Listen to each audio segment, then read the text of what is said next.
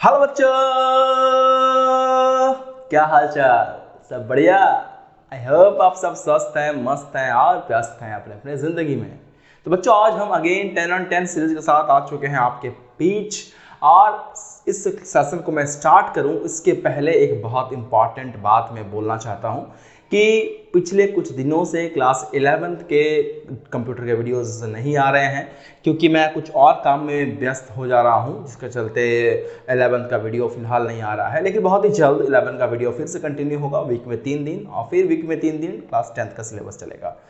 तो आज के सेशन में हम शुरू करेंगे 10 on 10 का सीरीज, जहां हम 10 क्वेश्चन को डिस्कस करते हैं उनके मल्टीपल चॉइस क्वेश्चन के साथ, उनके मल्टीपल चॉइस क्वेश्चन टाइप के साथ, जहां हमारे पास 4 ऑप्शंस रहते हैं और उन 4 ऑप्शंस में से सही ऑप्शन चूज करना होता है। और ये क्वेश्चंस आपके एग्जाम के नजरिए से बहुत इंपॉर्टेंट है। So without further delay, let's start.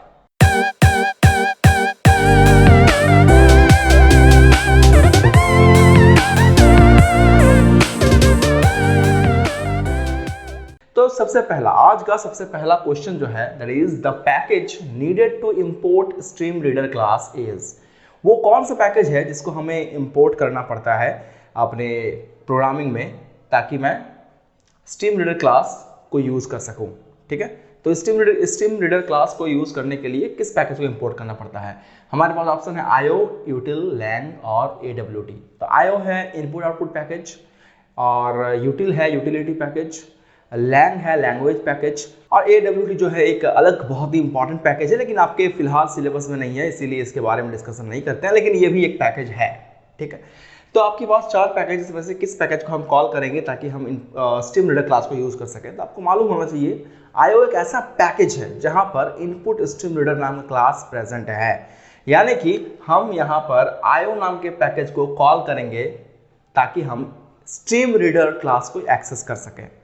Question number 2, function dash function accept an integers by using scanner object. ऐसा कौन सा फंक्शन है जो इंटीजर टाइप के वैल्यूज को एक्सेप्ट करता है स्कैनर क्लास के ऑब्जेक्ट के हेल्प से?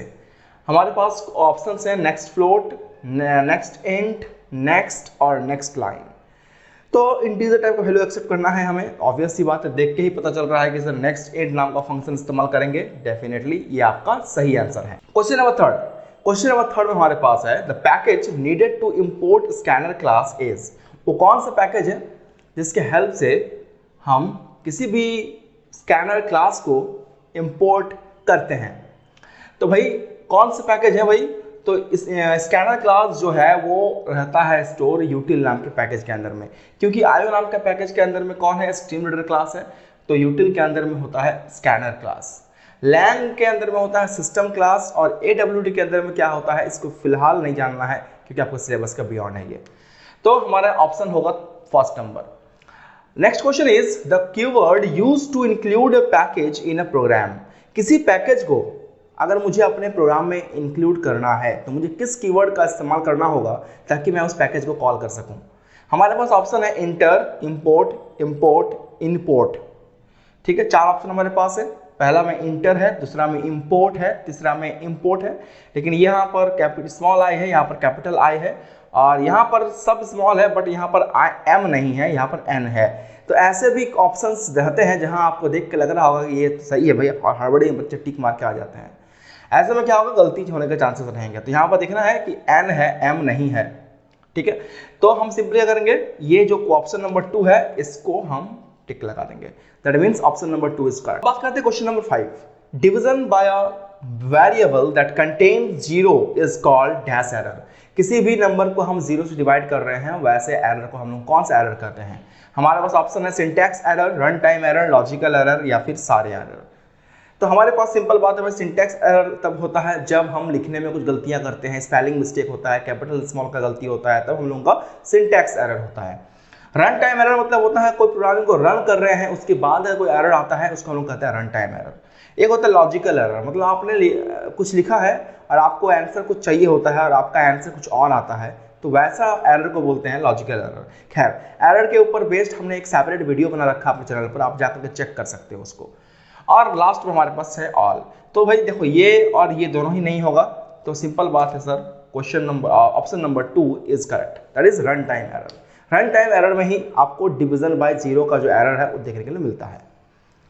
अगला क्वेश्चन हमारे पास है dash function accept a string by using scanner object. कौन सा ऐसा फंक्शन है जो कि एक स्ट्रिंग को एक्सेप्ट करता है, एक सिंगल स्ट्रिंग को एक्सेप्ट करता है, किसकी हेल्प से? स्कैनर ऑब्जेक्ट की हेल्प से।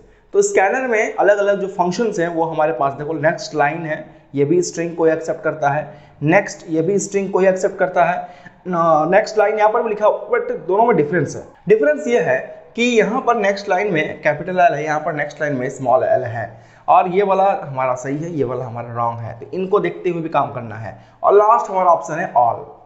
तो सिंपल बात है सर कि नेक्स्ट लाइन जो है वो मल्टीपल लाइन का स्ट्रिंग अगर है मेरे पास तो उसके लिए नेक्स्ट लाइन जो है यूज करते हैं। अगर कोई एक स्ट्रिंग हमारे पास है तो उसको हम यूज करते हैं नेक्स्ट नाम के फंक्शन का। तो ऑब्वियस सी बात है ऑप्शन नंबर 2 इज करेक्ट। अब आते हैं question number 7। Dash keyword refers to a non returnable type function. कौन सा ऐसा फंक्शन है या कौन सा ऐसा कीवर्ड है जो कि नॉन रिटर्नेबल टाइप फंक्शन को रेफर करता है? मतलब कि किस कीवर्ड के हेल्प से हम ये समझेंगे कि हमारा फंक्शन कोई वैल्यू रिटर्न नहीं करेगा। ऑप्शन में है void int return या void। यहाँ पर void कैपिटल में है, यहाँ पर void स्मॉल में है। हमको पता है कि ऑप्शन जो है वो दो ही, हमको पता है कि आंसर जो है वो void होगा, बट यहाँ पर भी void है, यहाँ पर भी void है। आपको लेना कौन सा है? लेना है स्मॉल वाला, क्योंकि आपका जो void का स्पेलिंग होता है वो स्मॉल लेटर से शुरू होता है और स्मॉल लेटर में ही खत्म होता है, कैपिटल लेटर नहीं होते हैं void में, इसलिए ये वाला void आपका रॉन्ग होगा।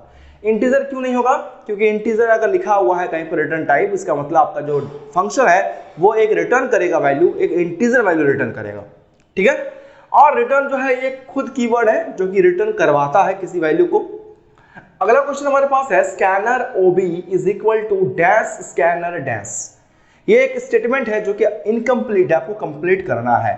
स्कैनर का हम यहाँ पर ऑब्जेक्ट क्रिएट कर रहे हैं, ऑब्जेक्ट को क्रिएट करने के लिए हमें एक कीवर्ड चाहिए होता है बच्चे, और वो कीवर्ड कौन सा है? वो न्यू कीवर्ड है। और वो भी क्या? न्यू कीवर्ड के सारे कैरेक्टर जो होते हैं अल्फाबेट वो स्मॉल में होते हैं। तो देखो यहाँ दोनों में ही स्मॉल में है और ये दोनों कैपिटल में है, तो डेफिनेट सी बात है ये मेरा तो नहीं होगा और ये वाला ऑप्शन भी मेरा नहीं होगा, दोनों को काट दो। अब बचता है मेरा ये वाला पहला और दूसरा। अब क्या है कि पहले नंबर में न्यू है, बिल्कुल सही सर, तो यहाँ पर तो न्यू होगा।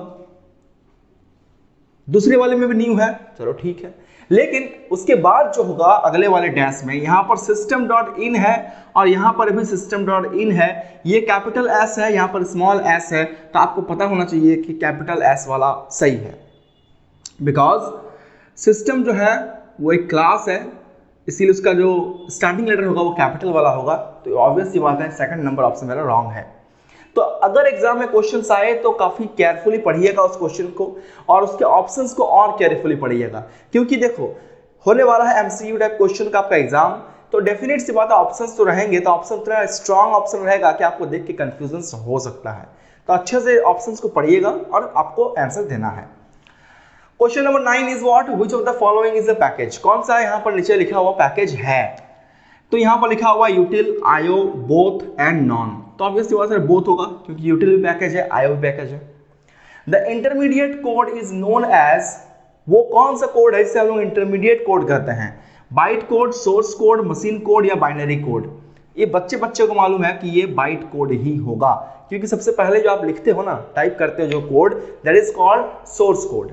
जब उसे आप कंपाइल कर देते हो तो वो कन्वर्ट हो जाता है बाइट कोड में, फिर जब उसे आप इंटरप्रेट करते हो तो वो कन्वर्ट होता है मशीन कोड में। आई होप आपको ये क्लियर हो गया होगा। तो आज के सेशन में इस 10 सवाल को सॉल्व करके वो कैसा लगा डेफिनेटली कमेंट करके मुझे बताइएगा, और मिलते रहेंगे आपसे ऐसे ही बहुत सारे और भी सीरीज के साथ, जहां हम लोग 10 क्वेश्चन को सॉल्व करेंगे जो कि आपको नवंबर में होने वाले एमसीक्यू टाइप क्वेश्चंस में सेमेस्टर 1 का जो क्वेश्चन है उसमें आपको हेल्प करेगा।